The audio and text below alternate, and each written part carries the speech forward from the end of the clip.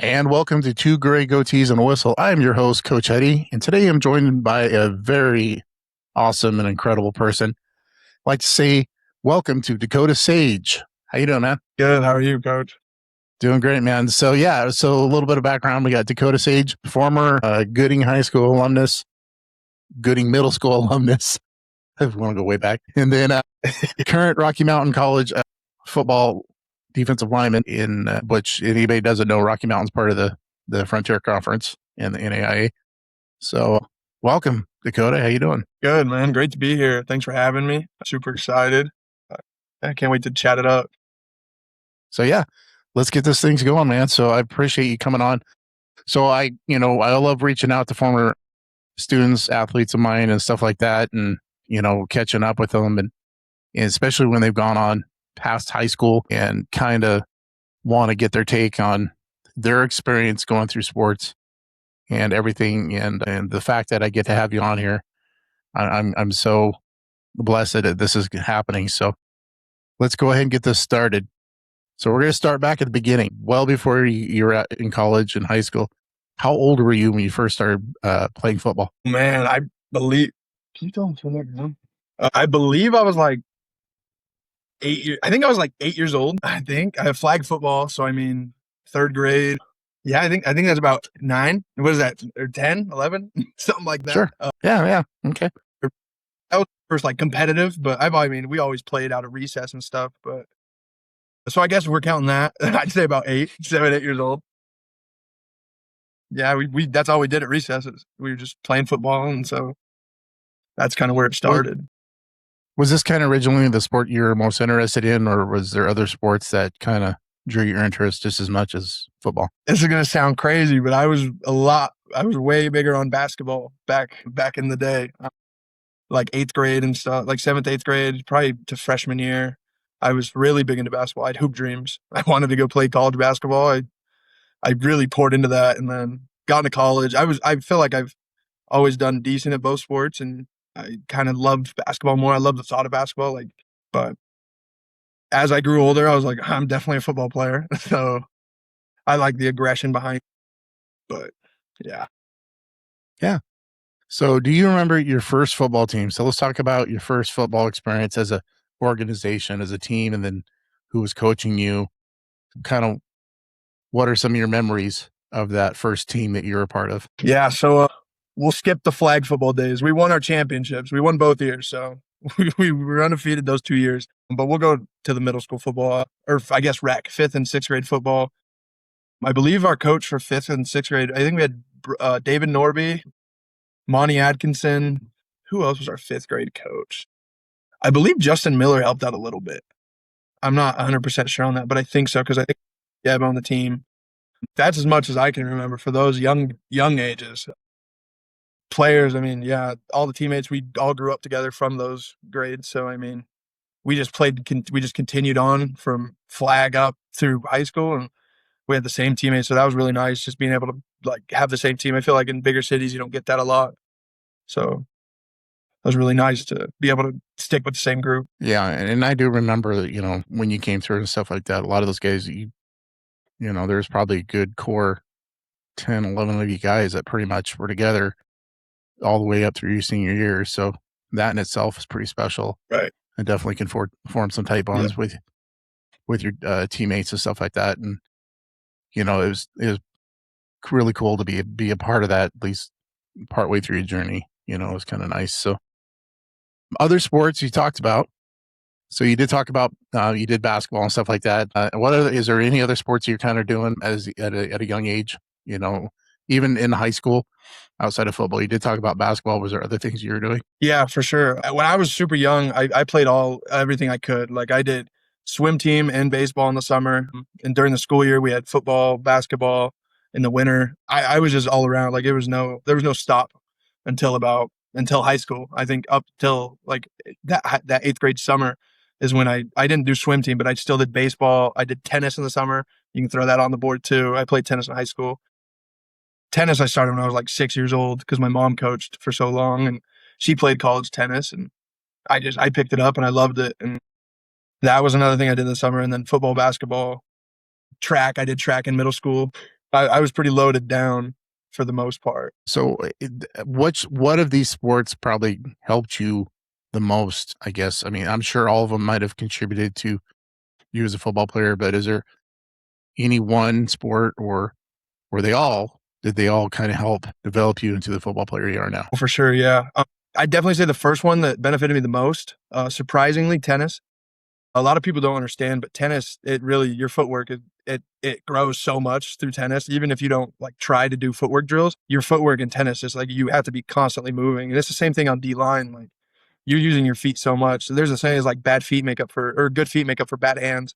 So if you have bad hands and you have good feet, like good footwork, it can, they can cancel each other out.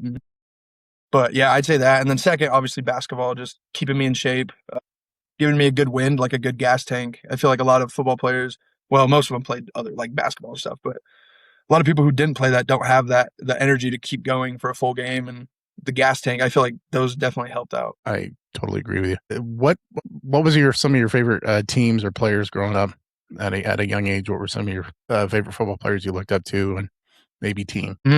Yeah, so Boise State, obviously. I mean, everyone I feel like around Idaho loves Boise State and wants to grow up and play for Boise State. So they were obviously up there. I mean, Kellen Moore was the people I grew up watching. Kellen Moore, Matt Miller, Doug Martin, like all those guys. I was pretty young when Doug Martin was there, but still grew up watching all them. I mean, Curtis Weaver, he was a big deal. I love watching Curtis Weaver. He was so shifty. I like to think I model myself after him when I play, but he was just so shifty and like I feel like you didn't see that a lot until he was more of a recent one, but you didn't see that too much in D-line play. It was more just bull rush and just get them backwards. But he kind of added that, and that's when I started opening to more finesse type. So High school. Let's talk about some of your moments in high school. You talked about some of the sports you did where you're playing. What were some of your favorite memories playing sports? I mean, it doesn't necessarily have to be football, but what were some of your favorite memories going through school, like stuck with you in maybe when you were playing sports? yeah, so I'll start with football. Through football, I mean, the things that stuck to me are like the tight games we had. Like the one against Kimberly our junior year, that overtime game, I still think about that. Like that game was just so fun to be a part of. And like, it's not even the whole we won. Like it's just the games like that are so fun to play in and so fun to be a part of. And I feel like that's why a lot of people play the game is to experience stuff like that. Like you don't get feelings like that outside of the sports. So I really feel that. And then, but in basketball, it was just the road trips. I mean, we weren't too good our junior senior year, so the road trips were really fun. I mean, we still worked our tail off, and obviously we tried to win as many games as we could, but we definitely made the best out of our time for sure. Nice. Who were some of your teammates and coaches that had the biggest impact on you? So you played with some good players. I mean, you had some good classmates, your coaches, regardless of the sport. What were some of your teammates or coaches that maybe had the biggest impact on you and where you're at now? Yeah, I definitely start off probably with my mom. I mean, she coached me from, gosh, it was like third grade, fourth grade basketball all the way up to coached us boys through middle school. And then she coached me in tennis. And so she was always pushing me. She always wanted me to be the best. That's the thing. She never let me like falter at all. Like if I was having doubts or anything in any sport, she always reassured me and made sure that I was working hard. And she still does it to this day. She calls me, she acts like my coach. So it's nice to have that just in the household, even like I never heard it if you left practice. If you left practice, you didn't hear the end of it. Got home, you still didn't hear the end of it. You didn't hear the end until you went to bed. You coach until bed. But outside of that, it was obviously like for my younger days, like Dice Destiny got me in shape pretty well. Yeah. Okay. And do you want to explain what that was? So I still got, so I'm not coaching right now, but I still have the dice and I've used it and I still got kids that, my God, there's those dice. So you want to explain what it was? No. It was, we had a little bit of dice or a big die, however you say it. And we'd roll it and each one corresponded with a different like punishment. So I think one was like bear crawls, two was like crab walks, it was stuff like that, sprints. I had to roll it a few times because if you get in trouble in school or in practice, not even practice really, I feel like practice is pretty cool, but in school, if you got in trouble in any way, any kind, any shape or form, lunch detention, anything, bad grades, you had to roll the dice. And so rolled that a few times. that definitely whipped me into shape, kind of knowing that you can't just do whatever you want, so, and you can't just be a jackass all the time. So that definitely, like, I feel like that shaped me to not just the athlete, but as a person too. But then outside of that, like KJ was always a great coach. I love KJ. He was very real with you. He didn't sugarcoat things. He told you when you needed to be better. And if you needed to be better, he made sure you knew about it. And then obviously Tanner or Coach Bauman helped me with D-line so much. I learned so much from him in just the one or 2 years I had him. And then he moved to O-line. But all the coaches I feel like through high school, they all played a big role. I mean, people I haven't named, like Visser, Double A. We had different coaches every year, but they all had an impact. They all believed in me. They all believed I could compete at the highest level. And I mean, yeah, it's just a testament to how good coaches and people they are. Yeah, and been blessed. There were some really good ones that have come through, and I agree, especially the ones you've been mentioning. So let's start talking about when you first were thinking about playing college football. So you talked about how basketball was like in your forefront. When did college football become like, hey, this is something I could go do? When did that process start coming about? Yeah, so you're fine. I feel like that it really first hit me when we had our exit meetings freshman year. I think it was right before basketball season. We had our exit meetings, and I was telling him, I was like, yeah, I mean, college football, college basketball, whatever. And KJ, I think, is the one who really like let it hit for me. He's like, son, you're not a basketball player. He's like, you're gonna play college football. He's like, don't worry about that. And that's because I was worried so far ahead. Like I still had 3 years ago, and I was so worried about playing college football or playing at the next level. And he was saying it's going to come, and he kind of just told me, just worry, just like it kind of corresponds with what coaches here are saying, like be where your feet are. And I wish I learned that sooner because I was looking so far ahead, and I wish I was just there. Like I was there where my feet were my freshman, sophomore, junior, senior year when we had to go play for state titles and stuff. But yeah, anyways, that's kind of where I first learned is when KJ kind of put it in my head. He's like, you're going to, you just gotta trust the Right. process pretty much. Absolutely. What was the recruiting process like for you? So when were the colleges starting to say, hey man, why don't you come over here? What was that process like for you? Yeah, so I talked to my first college coach at the Southern Idaho Showcase camp that we do there in Gooding, or we used to. I'm not sure if they still do, but we used to do that there. And that's when I could talk to my first coach. It was College of Idaho. And I was performing pretty well in one-on-ones. And he wanted to see me against one of the better linemen they had there. And I won that rep as well. And talked to me, invited me on a game day visit. And I went out and I left the game day, and he called me like immediately and was like, hey man, they had lost. Actually, they lost to Rocky. So pretty funny story. But he called me right after the game, and he was like, hey man, sorry we didn't get to talk. I'd love to offer you and love for you to come here. And that was the first, what kind of kick started it. And then after that, I went to a Montana State camp. Rocky had looked at me there. All the NAIs around the frontier kind of like talked to me there. Never, a lot of them didn't get like my Twitter or anything, but they just chatted it up with me. And then I had came home, and obviously Coach Anderson, does what he does in the recruiting, helped me out so much there. But yeah, he's the one who really got me initially talking to Rocky. Like I talked to the D-line coach at that camp, but Coach Stutz had hit me up. Gosh, it was like right after the season, Coach Stutz hit me up, and Coach Anderson put my name out there. And yeah, that's pretty much how that went. Got a few game day invites to like Montana State, Idaho State.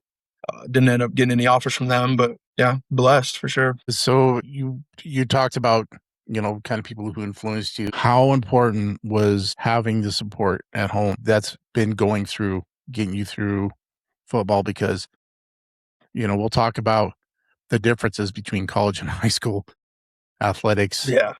but how important was to have that support system getting through where you're at right now? It's insane. Like a lot of people think if you just grind, you'll get through it. But no, you need support, whether it's any shape or form. Like obviously my mom, my girlfriend or fiance, gotta get out of the habit. Get that My right. mom and my fiance, obviously, and my dad, they all supported me so much growing up. I mean, like it was insane. Like there was never a game where one of them wasn't at.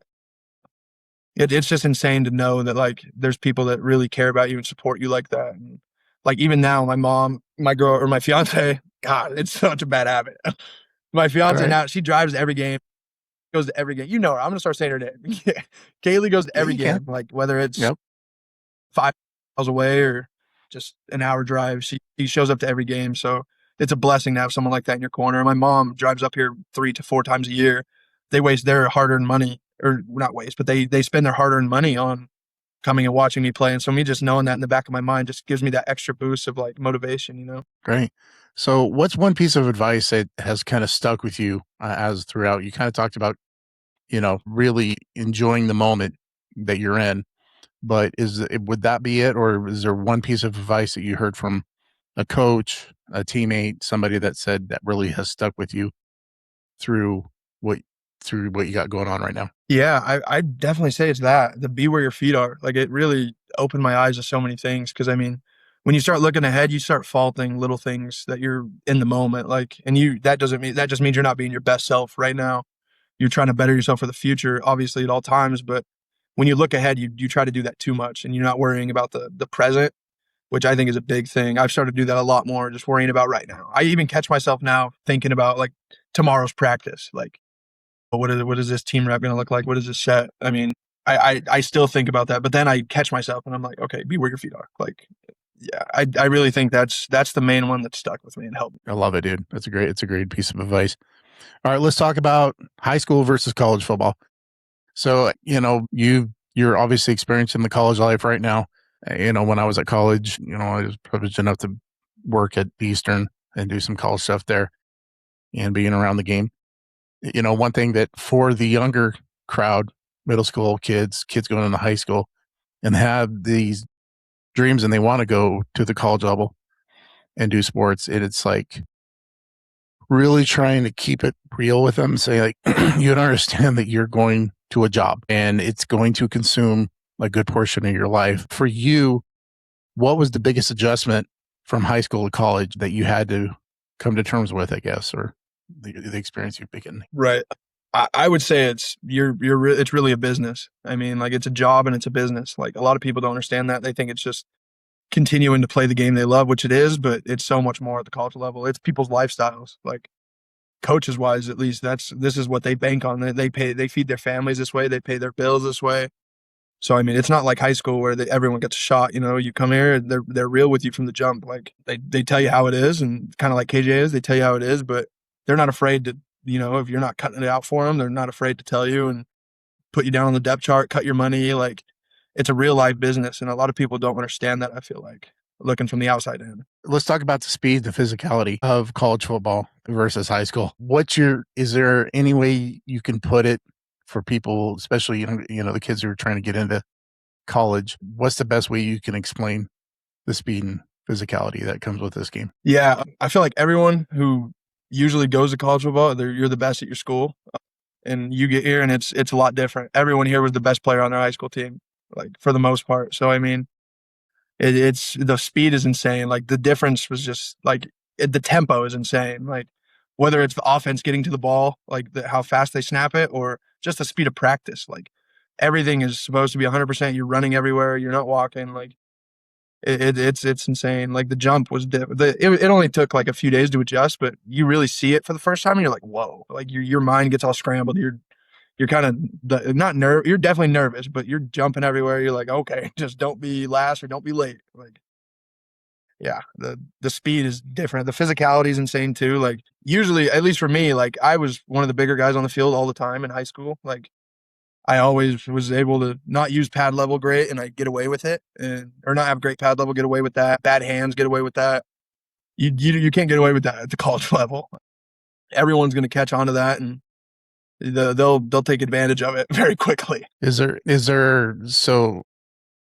let's talk about a little bit about who you've gone against, and is there certain players that you have faced that it's like, holy crap, I got to go against this guy? What were some of the players that really kind of humbled you when you got in? Like, maybe not necessarily in your team, maybe from other teams, it could be either way. What were some players that kind of really, I guess, humbled you to understand that, oh, wow, I really got to step it up a little bit? Yeah, so obviously everyone has a welcome to college football moment.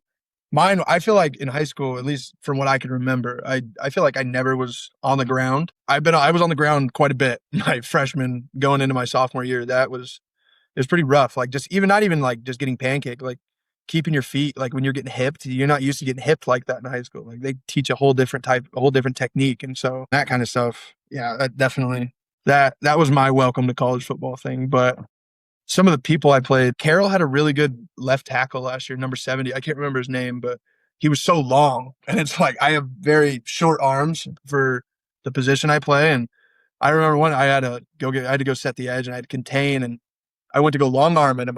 I couldn't reach him. I couldn't reach his chest. He had his hands on me and I couldn't reach him.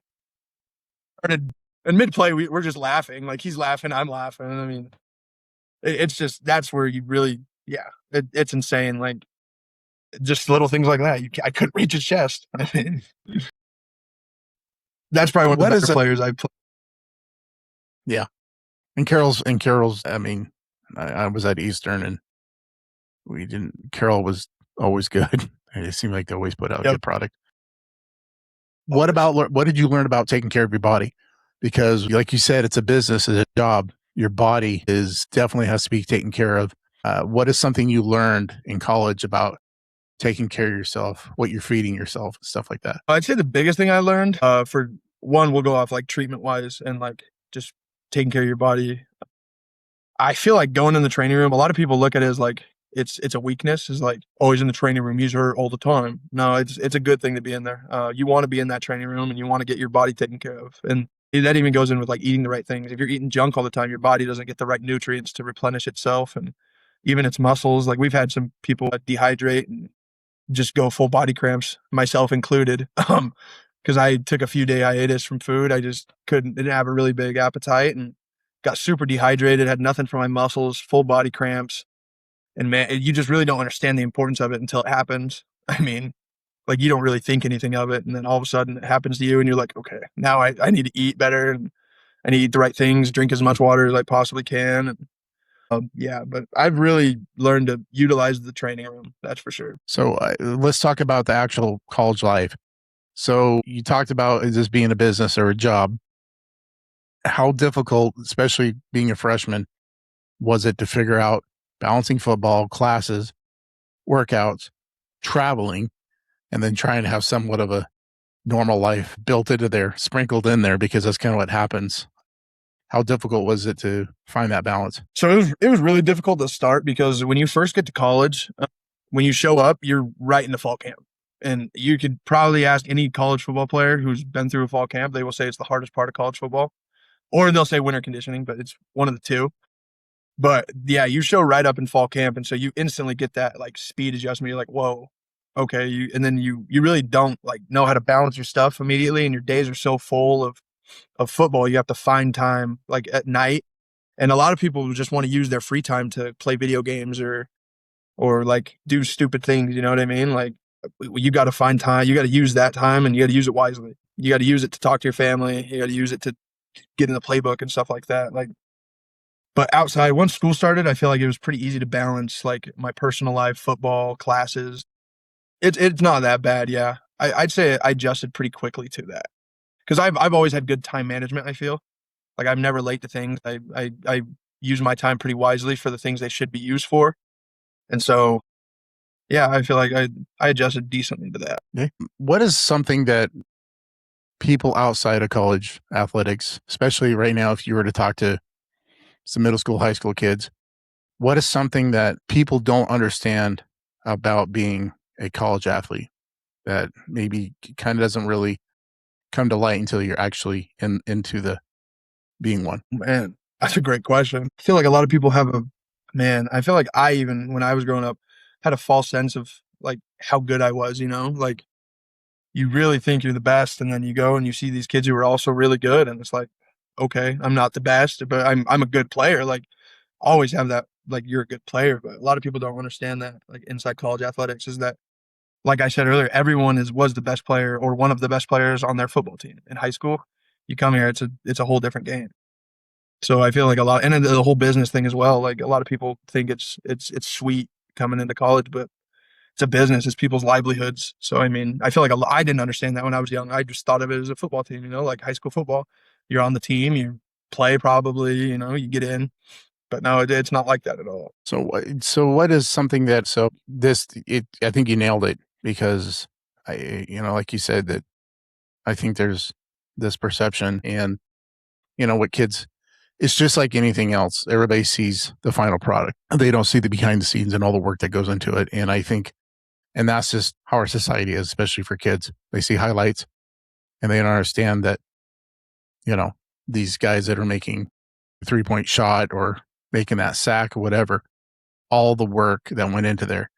So knowing that failure is part of the game, how did you learn to deal with failure and adversity? Because like you said, you're going up against a tackle that can hold you by your head and you're not going anywhere because you got T-Rex arms.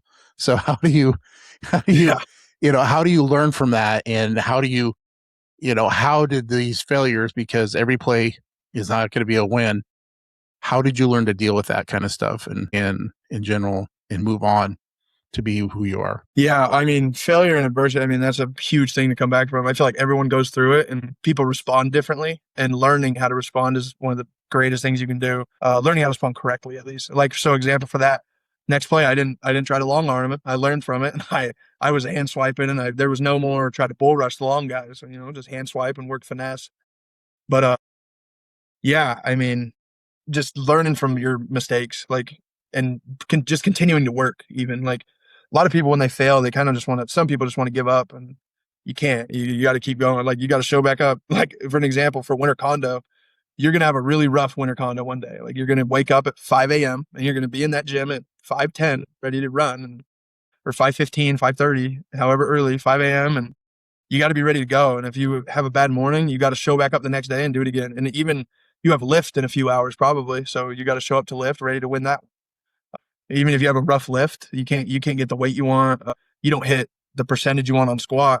You got to show back up the next day and you got to hit it. Like, you got to believe in yourself and consistently be consistent with it. Like that. Those are some of the best things you can do to overcome failure and adversity. What has your college experience taught you about life in general? Maybe something you'll be able to carry on after your football career is done. Yeah, for sure. I say one of the biggest things I'll carry, obviously, to be where your feet are. I'm not going to look ahead into too much of that, too much in the future, but just overcoming the adversity. Like, we've had some rough seasons. I mean, you're going to have bad weeks. Like, you're going to have bad days of work. You got to be able to overcome it, because it's outside of football. It sets you up for life. Obviously, football sets you up for life so much. Like, you got to show back up. It corresponds so much with your family. Like, you got to show up, and your family's not asking you questions about where's the money or how's dinner getting, like, how are we getting dinner tonight? You just you got to continue to, you got to show up and to work, and you got to work for your family. You got to, as a man, that's what you do. You just keep working. You just put your head down and you grind. It's the same way with football. You just continue to work until you get it. Yeah. Nice. Okay. So let's talk a bit about some of your favorite moments that you've had while you've been at Rocky. So is there a favorite game that comes to mind, or a favorite road trip, or both? Or, what is something that just like, wow, this was a lot of fun, like something that really you enjoyed being a part of? Is there a certain game or a moment? Yeah. My first year playing, we played Montana Tech, and they were ranked, I think, like 15th in the country, and we were ranked like 28th or something like that. We were right on the outside of the rankings. It was a huge game for us, because if we won, we had a chance at the playoffs, and we still had 2 more games left. So things could have shaken out for us well. So it was a huge game. We came out and we won, and it was insane just to be a part of that. Like, kind of like that Kimberly game I was talking about earlier. We didn't go to overtime. Just being a part of those games is so fun. Like, when everyone's clicking, like the back end's on fire, the D line's doing what they're supposed to do, the coaches are calling the right plays. It all just clicks so well. And when you're a part of that, I don't know how to explain it. There's just no better feeling.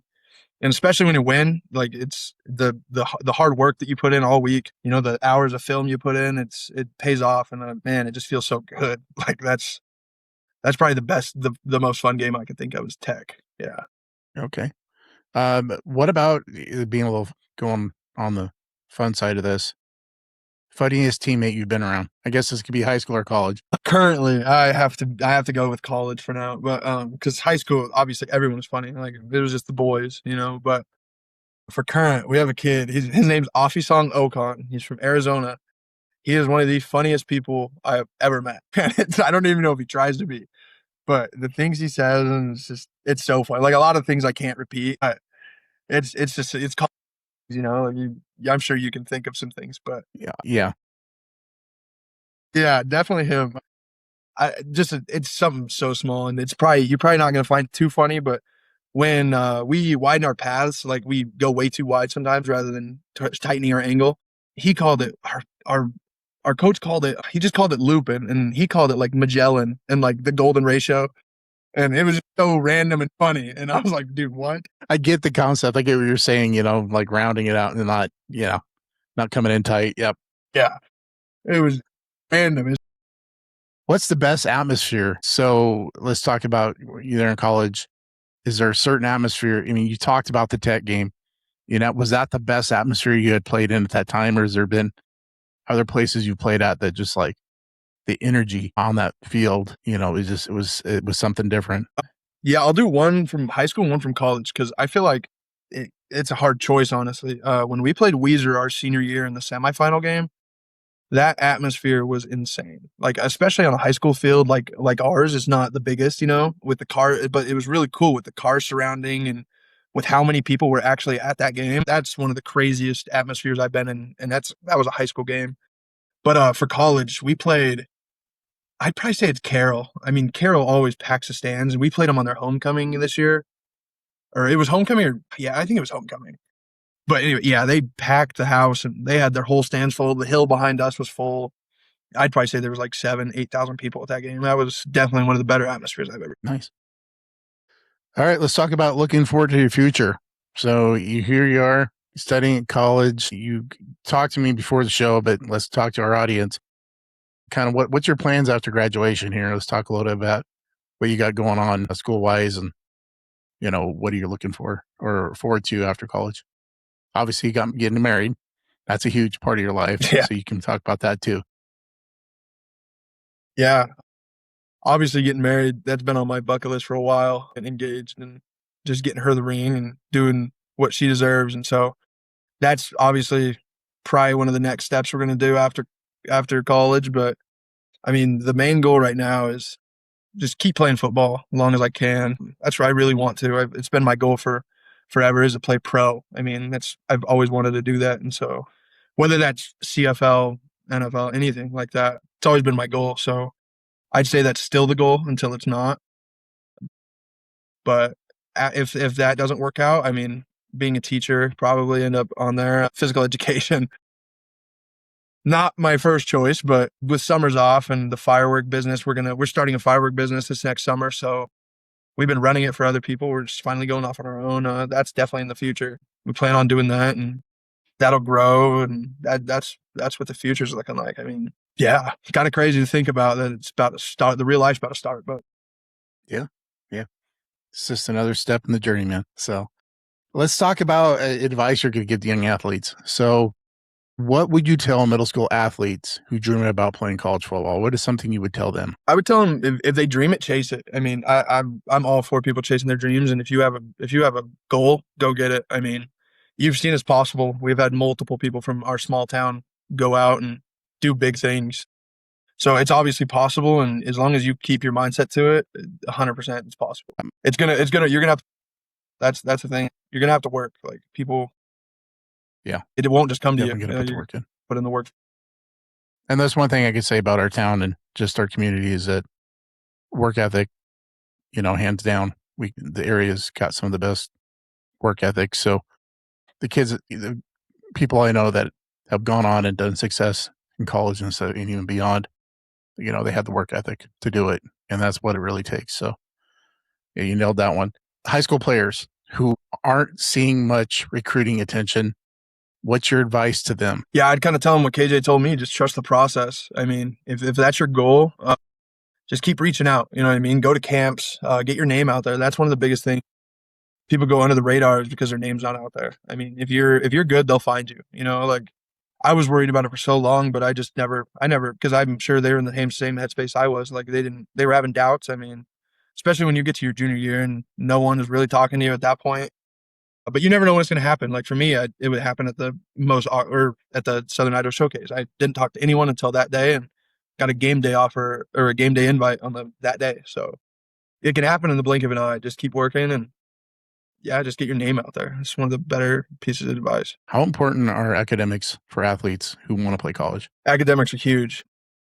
I don't know if a lot of people know this, and this isn't to get into college, but in college, there's like obviously a salary cap. Academics play a role into that salary cap. So if you have a 4.0, you're a non-counter to the salary. But so say my scholarship is $5,000. We have a salary cap. Say the salary cap's $50,000 for our team, and I only take up $5,000. But if I have below like a 3.3 or something like that, I'm a full counter. So my $5,000 is full count towards the salary cap, but a 4.0 is zero towards the salary cap.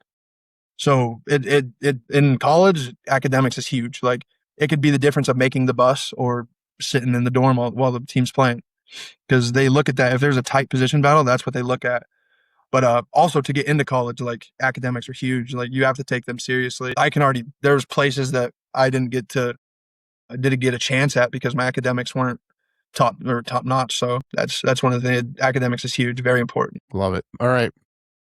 Gonna ask a very deep question to you, and then we'll move on to our next segment. When your football career eventually ends, what do you hope people remember about you, Dakota Sage? Not just a football player, but as a person. I just hope they remember that I never gave up. I always worked. I mean, like I've gone through plenty of injuries. I've gone through both 2 knee surgeries. I have a torn labrum right now. I mean, I'm playing. So I mean, I hope they just realize I never gave up, and I'm giving it all I have, and I have through my whole career. So I really hope that's something they remember, is that I never give up. Like I'm always gonna push through and keep going. Beautiful. All right, man. We got one more segment. We go with the mascot of the week. So in the mascot of the week, we usually choose high school, but I've done college before, and I've done some pro stuff for semi-pros. I've done the Orofino Maniacs. I've done the Yuma Criminals.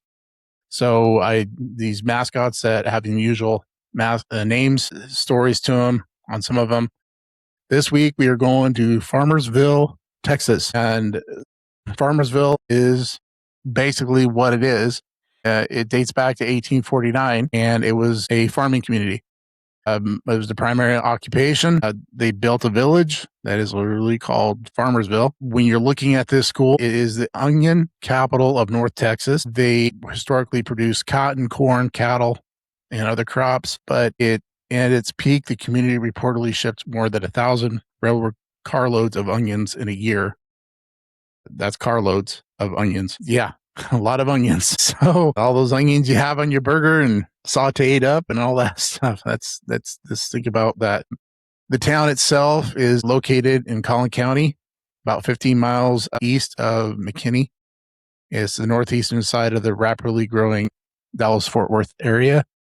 It's a community that's on Highway 380 and State Highway 78. It is a small town, agriculture business. About 4,000 residents live there. The school itself, 9 through 12, you got about 800 students, and they participate in the Texas UIL athletics. And your median household income is about $81,000 in the area.